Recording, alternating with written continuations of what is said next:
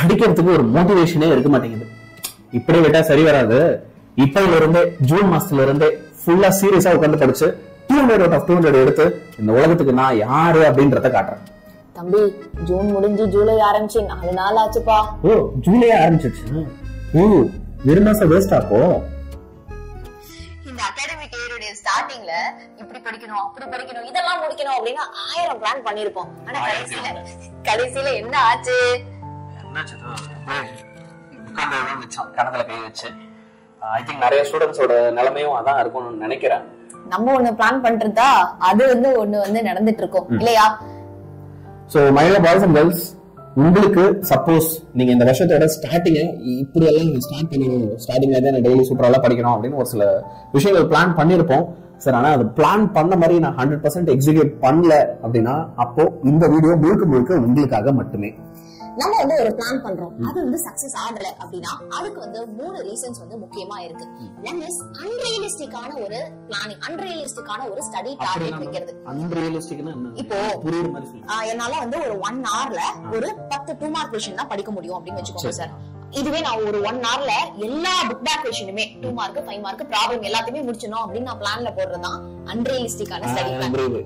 நான் exam prepare பண்றதுக்கு முன்னாடி நாளைக்கு எக்ஸாம்னு வச்சுக்கோங்களேன், கிடைக்கிறது பாப்பேன் 6 மணி நேரம் இருக்கு. 1 மணி நேரத்துக்கு ஒரு சாப்டர்ல பாத்தீங்க அப்படின்னா 30 5 மார்க் இருக்கும், 40 2 1 3 மார்க் இருக்கும், 20 ப்ராப்ளம் இருக்கும், 15 1 மார்க் இருக்கும். மனசாட்சியே இல்லாம நான் நினைக்கணும் 1 மணி நேரத்துல ஒரு சாப்டர், 6 மணி நேரத்துல 6 சாப்டர் முடிச்சலாம் வா அப்படின்ட்டு.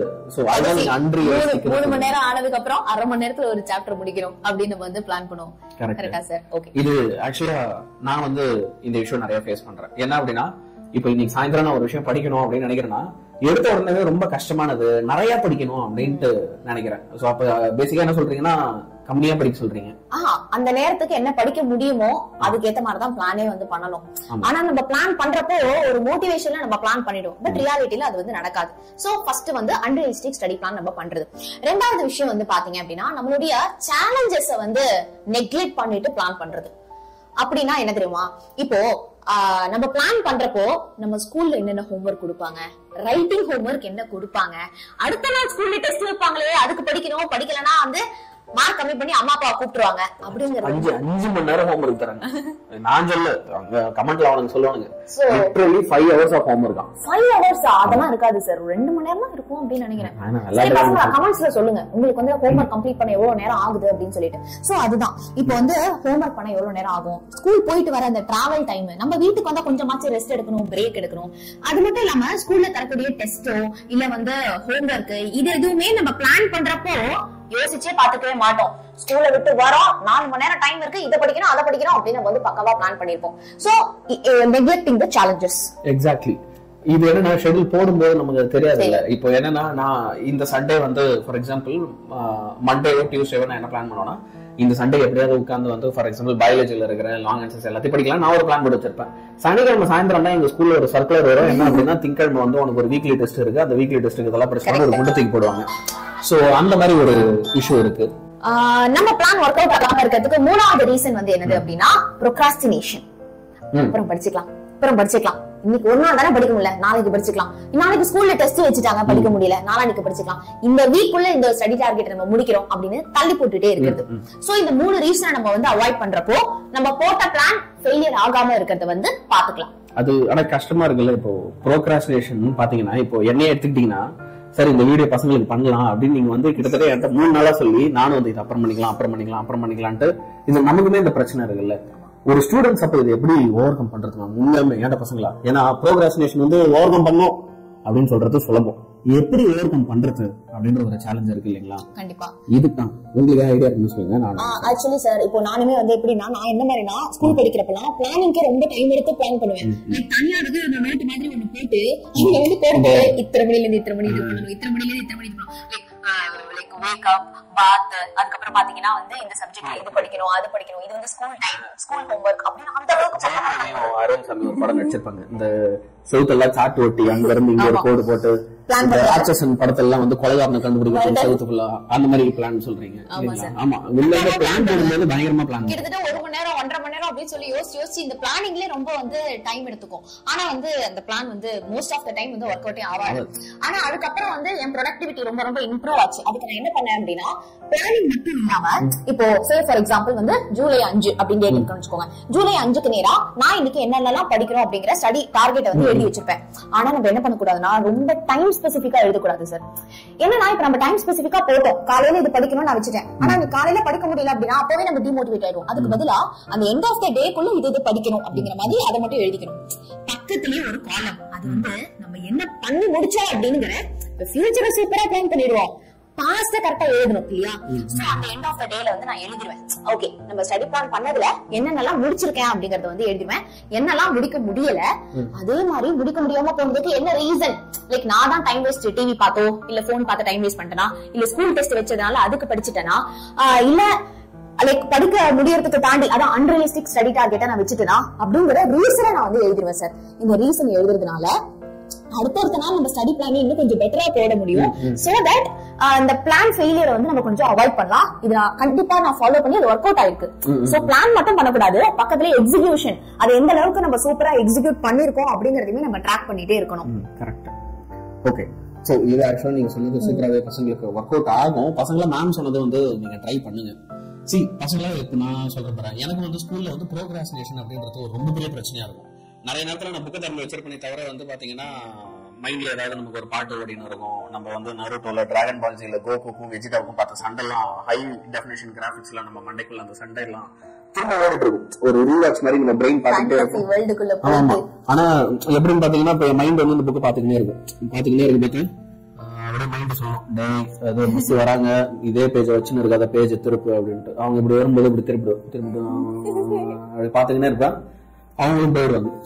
நிறைய பேர் எனக்கு தெரிஞ்சு ப்ரோக்ராஸ்டினேஷன் அப்படின்னு வரும்போது அது இந்த மாதிரி உங்களை நிறைய பேர் டே ட்ரீமிங் பெரிய பிரச்சனை. ஆமா, ஓவர் திங்கிங் வந்து நைட் தூங்குறதுக்கு முன்னாடி தாங்க. ஆமா, காலையில எழுந்திருக்கிறேன், நல்லா படிக்கிறேன், அலாரம் வைக்கிறோம் அப்படின்லாம் நாங்க பண்ணுவோம், பண்ண மாட்டோம், எழுந்திருக்க மாட்டோம். அது வேற கதை, அது இன்னொரு நாள் நம்ம சமாளிச்சுக்கலாம். பிரச்சனை என்ன, இப்ப நான் சொன்ன இந்த ட்ரபிள் ஓவர் கம் பண்றது இருக்குல்ல, முதல் விஷயம் வந்து என்ன அப்படின்னா, நான் இதுல புரிஞ்சுக்கிட்டது எந்த ஒரு டாபிக்குமே எப்படி ஓவர் கம் பண்ண முடியும் அப்படின்னா, ஸ்கூல்ல நமக்கு எப்பயுமே ஒரு டெஸ்ட் சொல்லுவாங்க, ஹோம்ஒர்க் கொடுப்பாங்க, அது எப்படி இருந்தாலும் நம்ம பண்ணிடுவாங்க. சரிங்களா? இப்ப ஒரு பேச்சுக்கே எனக்கு மேக்ஸ்ல ஒரு ஹோம்ஒர்க் கொடுக்குறாங்க, எனக்கு அது பண்ண தெரியலனா கூட எப்படியாவது நைட்டோட நைட்டா இல்ல அடுத்த நாள் காலையில ஸ்கூல் பஸ்ல போகும்போது ஃப்ரெண்டோட நோட்டை கொடுறானாவது அவசர அவசரமா காப்பி அடிச்சுன்னு போயிடுவேன். So I always study something that is not dot in school yet. நான் வேணும்ட்டா என்ன பண்ணுவேன் அப்படின்னா, எதை ஹோம்ஒர்க்கா கொடுக்கலையோ அதை படிக்க ட்ரை பண்ணுவேன். அதுக்கு நமக்கு நேச்சுரலாவே ஒரு ஆர்வம் இருக்கும். எதுவுமே ஒரு விஷயம் வந்து வீட்லயே சார் நம்ம வந்து ஏதோ ஒரு வேலை செய்யலாம் அப்படிங்கறதுக்காக தான் போவோம். தட்டு கழுவுறது முக்கியமா இது நடக்கும். தட்டு கழுவுறோம் இல்ல வீடு கூட்டுறோம் அப்படின்னா நம்மளே தட்டு கழுவுதான் போவோம். ஆனா அப்புறம் தான் அம்மா பார்த்து என்ன சொல்லுவாங்க, டேய் தம்பி அப்படியே அதை செஞ்சு வச்சிரு அப்படின்னு சொன்னாங்கன்னா அப்பதான் நமக்கு செய்யணும்னே தோணாது. எக்ஸாக்ட்லி அதேதான். இப்ப எனக்கு ஒரு ஹோம்ஒர்க் கொடுக்குறீங்க, இப்போ வெள்ளிக்கிழமை டெஸ்ட் இருக்கு நீங்க படிச்சிரு அப்படின்னு போது இல்ல, என் மைண்ட் வந்து எப்படி இருக்கு அப்படின்னா, ஓ வெள்ளிக்கிழமை டெஸ்டா, சரி நான் வியாழக்கிழமை படிச்சுக்கிறேன் அப்படின்னு நான் தள்ளி போடுறேன். ஆனா வாட் ஐ ஃபிகர்ட் இஸ், நான் அதுக்காக தான் டெஸ்ட்டுக்காக படிக்கிறதே நிறுத்திட்டேன். எப்படி இருந்தாலும் வெள்ளிக்கிழமை டெஸ்ட்டுக்கு நான் வியாழக்கிழமை படிச்சிருவேன். இன்னைக்கு நான் என்ன படிக்க போறேன் அப்படின்னா, எந்த சப்ஜெக்ட்ல டெஸ்டே சொல்லியோ இன்னும் என்ன சாப்டர் நடத்தவே இல்லையோ, இல்ல ஒரு சில சாப்டர் நடத்திருப்பாங்க அதுல டெஸ்ட் இருக்காது, ஹோம்ஒர்க் இருக்காது, பட் ரேண்டமா ஒரு கொஸ்டினை எடுத்து வச்சு அதுல இன்னதான் சொல்ல வராங்க அப்படின்னு நான் படிப்பேன். அப்படி படிக்க உட்கார்ந்ததுக்கு அப்புறம் பாத்தீங்க அப்படின்னா எனக்கு ஒரு ஹூக்கு கிடைச்சிடும். அப்புறம் ஒரு இன்ட்ரெஸ்ட் வந்துடும், நம்ம மண் ஒரு ஃப்ளோல அப்படியே போயிடும். ஏன் அப்படின்னா மைண்ட் வந்து ஒரு விஷயத்துல கான்சென்ட்ரேட் பண்ண ஆரம்பிச்சிருச்சுன்னா அப்புறம் பெருசா அதுல இருந்து டிவைட் ஆகுது. எப்பயுமே ஒரு விஷயத்த வந்து தொடங்குறது தான் கஷ்டம் அப்படின்னு சொல்லுவாங்க. ஸ்டார்ட் பண்ணிட்டா நம்ம எக்ஸிக்யூட் பண்ணிடலாம். ஆனா அந்த ஸ்டார்ட் பண்றதுக்கு தான் இருக்கிறதுல ரொம்ப பெரிய எஃபோர்ட் தேவைப்படும். அது பொதுவா நம்மள ஃபோர்ஸ் பண்றாங்க அப்படின்னா நமக்கு அது ஒரு கன்ஃபியூசிங் விஷயமா இருக்கும். நான் என்ன சொல்றேன், நீயே சும்மா புக் எடுத்து ரேண்டமா ஏதோ அட துணை பாடமே கூட படிய, நம்ம புக்ல என்னென்னமோ கதை இருக்கு போது அதை படி. ஒன்னும் இப்ப பிசிக்ஸ்ல, ஏன்னா பிசிக்ஸ் மேத்ஸ் எல்லாம் ஆர்வமா படிக்க மாட்டேன் இல்லையா, அதுவும் சொல்றேன். இப்ப பிசிக்ஸ்ல நமக்கு சிலபஸ்ல இல்லாத அங்கங்க டப்பாவா ஒரு சில ஜெனரல் நாலேஜ் விஷயம் எல்லாம் கொடுத்துருப்பாங்க சாப்டர்ல, சும்மா அதை எடுத்து படிக்கிறதுக்காக புக் எடு.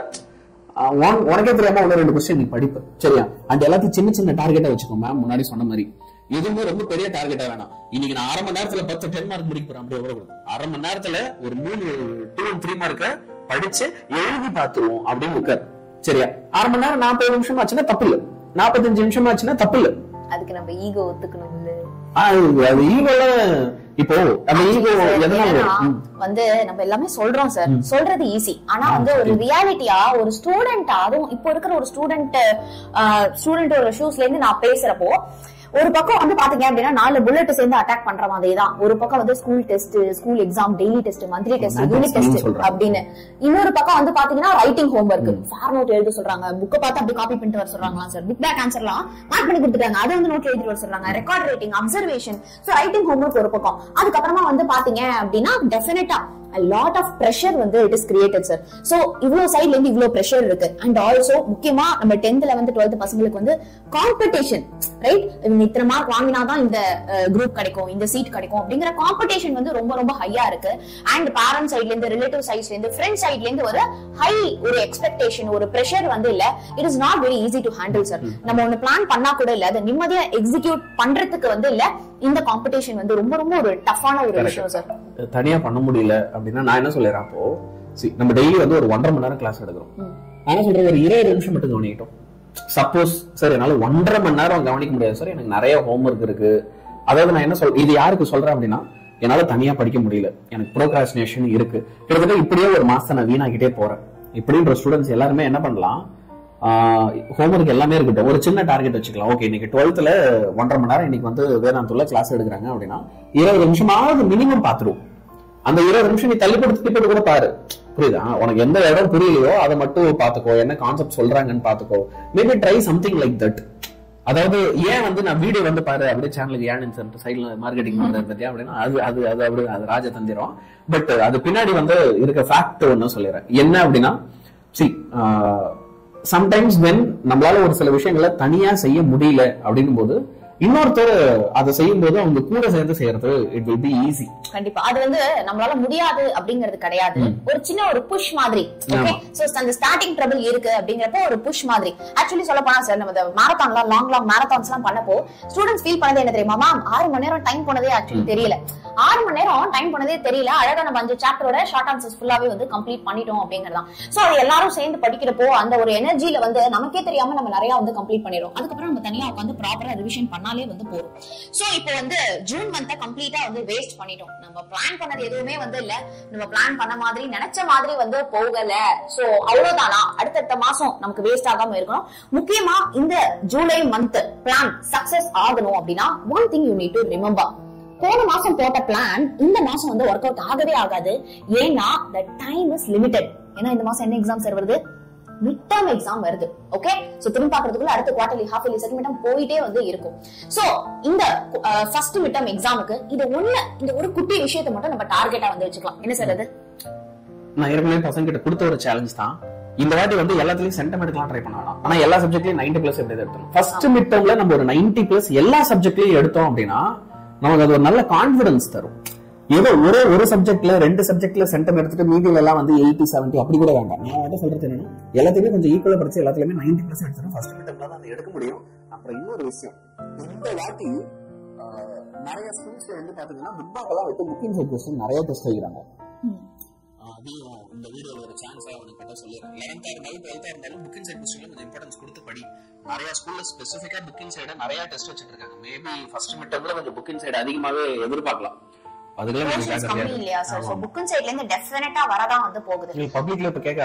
அதனால இப்பவே பசங்களை ட்ரெயின் பண்றாங்க எல்லாரும் உஷாராயிக்கு.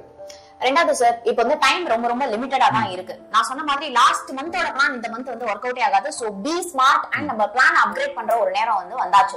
ஓகே, சோ என்ன படிக்கிறது ஏது படிக்கிறது அப்படின்னு பழைய வாட்டி மாதிரி நம்ம லைன் பை லைன் இப்போ வந்து நீங்க உங்களுடைய பிளானிங் வந்து வச்சுக்காம keep it very simple. Okay, so ஒண்ணுமே படிக்காத ஸ்டூடெண்ட்ஸ், நான் ஒண்ணுமே படிக்கல மேம் அப்படிங்கிறவங்க start with book back questions. Okay, so கம்ப்ளீட்டா இந்த ஃபர்ஸ்ட் மிட்டம் போர்ஷன் உடைய புக் பேக் क्वेश्चंसலாம் முடிச்சிட்டோமா, அப்போ நம்ம 70% சேஃப் அப்படிங்கிற ஒரு பெஞ்ச்மார்க் வந்து வச்சுக்கலாம். அதுக்கப்புறமா புக் அண்ட் சைட்ல இருக்கக்கூடிய இம்பார்ட்டன்ட் क्वेश्चंस நம்ம வந்து படிக்க போறோம். சோ மேம், இந்த book back questions plus book inside important இது மட்டும் நீங்க ஒரு PDF ஆ கொடுத்தா பெட்டரா இருக்கும் அப்படிங்கறவங்க கண்டிப்பா கமெண்ட்ஸ்ல வந்து கேளுங்க.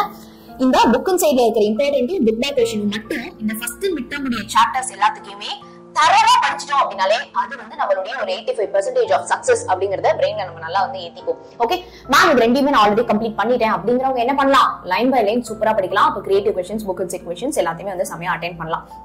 ஓகே சோ சார் நிறைய வந்து பசங்களுக்கு வந்து இந்த ஒரு ஹை காம்படிஷன் லைக் அவன் என்ன விட்டுட்டு அவன் நிறைய படிச்சிடறான் அண்ட் வீட்லயும் கம்பேர் பண்ணிட்டே இருப்பாங்க இந்த ரிலேட்டிவ்ஸ் கசின்ஸ் கூட எல்லாம் அவன் அவ்வளவு படிச்சுட்டான் இவன் இவ்வளவு படிச்சுட்டான் அப்படின்னு சொல்லிட்டு சோ எப்படி அவனை விட அதிக மார்க் வாங்குறது எப்படி நான் ஃபர்ஸ்ட் ரேங்க் வாங்குறது அப்படின்னு மத்தவங்க கிட்ட போட்டி போடுறது வந்து நெவர் எண்டிங்கா போயிட்டே இருக்கு சார். ஏன்னா நம்ம என்னதான் நல்லா படிச்சாலும் இல்ல ஒரு எண்டே இல்லாத மாதிரி நமக்கு மேல இப்படியும் ஒரு 4 பேர் இருக்கதான் இருக்காங்க.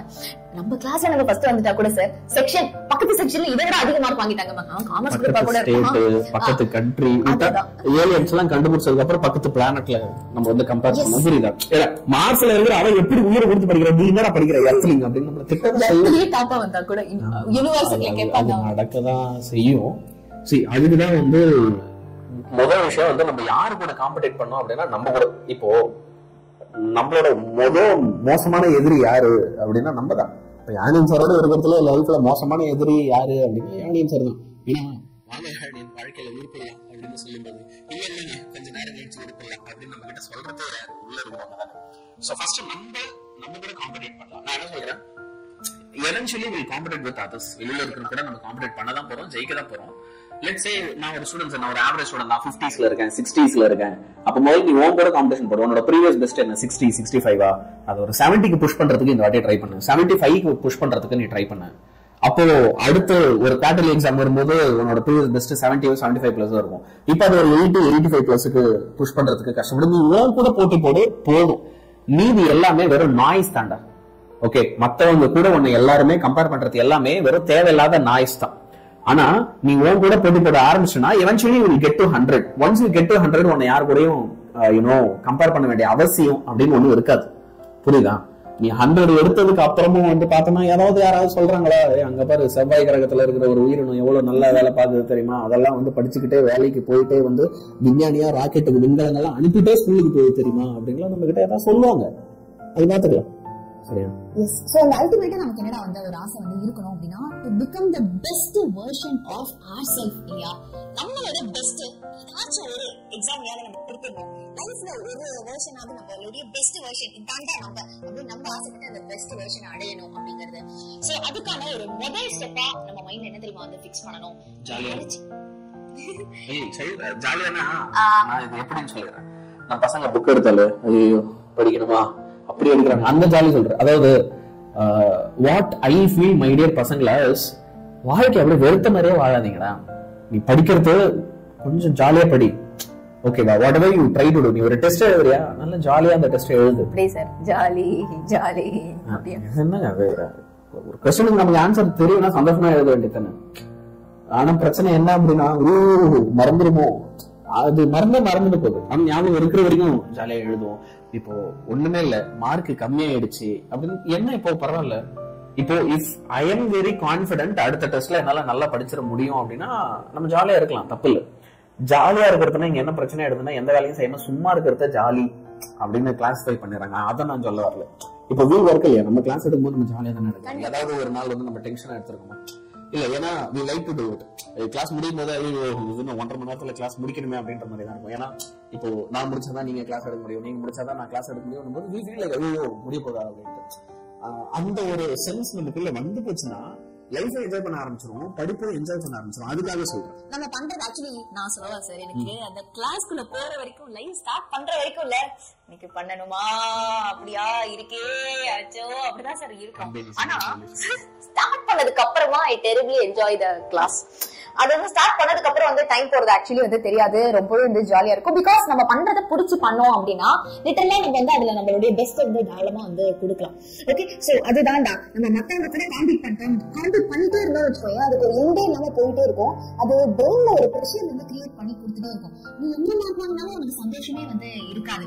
புரியுதா? நீ 99 வாங்கினா கூட 100 வாங்குறதுக்கு அத்தனை பேர் இருப்பான். நீ 100க்கு 100 வாங்கிட்டா கூட இல்ல, உன் கூட சேர்ந்து அத்தனை பேர் வந்து 100க்கு 100 வாங்கியிருப்பான். சோ இது வந்து நெவர் எண்டிங் கேமா இருக்கு இல்லையா? So just stop everything. Okay, இப்போ after this video stop comparing yourself with others. நம்மளோட ஒரே குறிக்கோள் என்னவா தெரியுமா இருக்கணும்? To become the best version of ourselves. அதோட first step வந்து என்ன தெரியுமா? To become every day the better version of ourselves. நேத்தை விட ஒரு 5% ஏதோ ஒரு சின்ன விஷயம் நான் என்கிட்ட இம்ப்ரூவ் பண்ணிருக்கேனா ஓகே சோ அத மட்டும் நம்ம வந்து என்ன பண்ணுவோம் அப்படின்னா வந்து ஃபோக்கஸ் பண்ணுவோம். கரெக்டா? நீ வந்து வெறும் ஒரு 10% இருக்கனே வெச்சுக்கோயேன், டெய்லி 5% 5% 5% 5%ன்னு ஒரு கமிட்மெண்டோட, ஒரு கன்சிஸ்டன்சியோட, ஒரு டிசிப்ளினோட நீ உங்க எனர்ஜி, உங்க டைம், உங்க ஃபோக்கஸ் எல்லாத்தையுமே செலவிட்டீங்க அப்படின்னா அதுக்கான பலன் கண்டிப்பா தேடி வரும். ஏன் ஒரு நாள் நீ உன்னோட 100 ரீச் பண்ணிட மாட்டியா? எஸ். சோ உங்களுடைய ஃபோக்கஸ் ஃபுல்லாவே அவன் என்ன பண்றான், இவன் என்ன பண்றான் இருக்க கூடாது. Right? to become the better version of ourselves ல மட்டும் தான் வந்து இருக்கணும். ஓகே, நம்ம நினைக்கிறத விட, நீ நினைக்கிறத விட உன்னுடைய கெபாசிட்டி, ஓகே, நினைச்சு பார்க்க முடியாத அளவுக்கு உங்களுக்கு சாதிக்கிறதுக்கான எல்லா கெபாசிட்டியுமே வந்து இருக்கு. இது வரைக்கும் நீ வந்து பிளான் பண்ணது எல்லாமே ஃபெயிலியர் ஆயிருக்கலாம். இது வரைக்கும் ஒரு வாட்டி கூட நீ ஆசைப்பட்ட மார்க் நீ வாங்காமே இருந்திருக்கலாம். இது வரைக்கும் நான் ஒரு வாட்டி கூட கிளாஸ்ல டாப் 10 ரேங்க் வந்ததே இல்ல மேம், ஃபர்ஸ்ட் ரேங்க்லாம் நான் என் லைஃப்ல எடுத்ததே கிடையாது அப்படின்னா இதுக்கப்புறம் எடுக்க முடியாது அப்படிங்கிறது கிடையாது. அதை ஃபர்ஸ்ட் பிரெயின்ல நல்லா வந்து ஏத்திக்கோங்க. சரியா? So believe in your self. நாங்க எல்லாருமே கம்ப்ளீட்டா உங்களை வந்து ரொம்ப ரொம்ப வந்து ட்ரஸ்ட் பண்றோம். இந்த வீடியோ பாக்குற ஒவ்வொரு குழந்தைகளுக்குமே சென்டம் எடுக்கிறதுக்கான ஒரு கெபாசிட்டி கண்டிப்பா வந்து இருக்கு. நீங்க இதுக்கு முன்னாடி ஃபெயில் ஆயிட்டு இருந்தாலும் பரவாயில்ல, ஆவரேஜ் ஸ்டூடெண்டா இருந்தாலும் பரவாயில்ல, டெஃபினட்டா வந்து உங்களுக்கு சென்டம் ஸ்கோர் பண்றதுக்கான ஒரு கெபாசிட்டி வந்து இருக்கு. உங்க டார்கெட் சென்டம் வேண்டாம், 600 வேண்டாம், 200 கட் ஆஃப் வேண்டாம், எவ்ரிடே ஒரு 5% இம்ப்ரூவ் பண்ணிட்டா you have to feel happy. ஓகேவா? அத மட்டும் இன்னைக்கு ஒரு குட்டி டார்கெட்டா எடுத்துக்கலாமா? சோ இந்த வீடியோ பாக்குற எல்லாருமே I will become the better version of myself அப்படிங்கறத கமெண்ட்ல சொல்லுங்க. கண்டிப்பா நான் சொன்னது ஒரு சூப்பரான விஷயம். அண்ட் இதை நீங்க ட்ரேஸ் பண்றதுக்கு நான் ஒரே ஒரு விஷயம் சொல்றேன். டெய்லியுமே டைரி கீரி வச்சிருக்க, ஒரு நோட் புக் வச்சிருக்கேன்னு வச்சுக்கோங்க, அன்னைக்கு உருப்படியா என்ன பண்ணி அதை மட்டும் எழுதி வச்சுட்டு படுத்துவோம். சரியா? டெய்லி ஒரு நோட் புக் எடுத்து something I did good today, அது ஏதோ ஒரு ஷார்ட் ஆன்சர் படிச்சதா இருக்கலாம், ஏதோ ஒரு 5 மார்க் படிச்சதா இருக்கலாம், நல்லா படுத்து தூங்கந்தா இருக்கலாம், நல்லா சாப்பிட்டதா இருக்கலாம், ஏதோ ஒண்ணு. ஆனா வந்து முதல்ல வந்த நீயே அன்னைக்கு ஏதோ ஒரு நல்ல விஷயம் ஓகே பண்ணிருப்ப, நீ ஏதோ ஒரு விஷயம் பண்ணும்போது உனக்கு ஒரு சாட்டிஸ்பாக்சன் வந்திருக்கும். Something will make you satisfied. புரியுதா? அதை எழுதி வச்சுட்டு படு. எடுத்து எடுத்து பார்க்கும்போது இல்ல நமக்கு ஐ திங்க் அந்த நெகட்டிவிட்டி நம்மள விட்டு போயிடும். எவ்ரிடே இஃப் யூ டூ இல்லாட்டி நான் எடுத்து எழுதும் போது எனக்கு நெகட்டிவிட்டி போயிடும், சுறுசுறுப்பு வந்து உடம்புல இருந்து நெகட்டிவிட்டி போச்சுன்னா சுறுசுறுப்பு தானா வந்துரும். ஆல்சோ இல்ல அந்த டேல எனக்கு எந்த நல்ல விஷயமே நடக்கல மேம் அப்படின்னா கூட இல்ல, how you feel that day, do you felt bad or something make you feel very very worse, whatever is it, உனக்கு ஷேர் பண்ண யாருமே இல்லையா, go to your personal diary. Okay, அதுதான் இனிமே நம்மளோட ஒரு ஃப்ரெண்ட் மாதிரி. சரியா? அதுல போய் நீ எழுது, இது இந்த விஷயம் நடந்தது வந்து எனக்கு வந்து பிடிக்கல, இந்த விஷயம் நடந்தது வந்து என்ன ரொம்ப பாதிக்குது அப்படின்னு சொல்லிட்டு வாட் எவர் உன் மைண்ட்ல ஓடுற விஷயம்லாம் வந்து இல்ல, நீ மனுஷங்க வேற ஒருத்தவங்க கிட்ட போய் சொன்னேன்னு வச்சுக்கோயேன், அவங்க வந்து ஜட்ஜ் பண்ணாம இருந்தாங்கன்னா நல்லது. ஆனா அது ஜட்ஜ் பண்ணலாம், நம்ம அவங்க கிட்ட ஷேர் பண்ற விஷயத்த ஒரு நாள் நமக்கே அகேன்ஸ்டா கூட வந்து யூஸ் பண்ணலாம், இல்லனா சொல்யூஷன் கொடுக்குறேன் அப்படிங்கிற பேர்ல நம்மளே அவங்க புரிஞ்சுக்காம கூட இருக்கலாம். சோ நம்ம மைண்ட்ல ஓடிட்டு இருக்கிற எல்லா வார்த்தையும் என்ன பண்ணிடலாம், நம்ம வந்து அந்த டைரியில கூட வந்து நம்ம எழுதலாம். Okay, it is also a venting mechanism. So அந்த நாள்ல நடந்த நல்ல விஷயமா இருக்கட்டும், இல்ல அந்த நாள்ல when something went bad இருக்கட்டும், நம்மளே நமக்கு ஒரு லெசன் வந்து சொல்லி போல, இன்னைக்கு நம்ம இதை தப்பு பண்ணிட்டோம், நாளையில இருந்து நான் இது பண்ண மாட்டேன் அப்படிங்கறதெல்லாம் வந்து எழுதி வச்சுட்டே வந்து வாங்க. ஓகே, சோ ஒரு 5% இம்ப்ரூவ்மெண்ட் இந்த மாதிரி எவ்ரிடே 5% தான் கேக்குறேன். கொஞ்சம் நம்ம இம்ப்ரூவ் பண்றப்போ one day definitely we'll reach the best version of ourselves.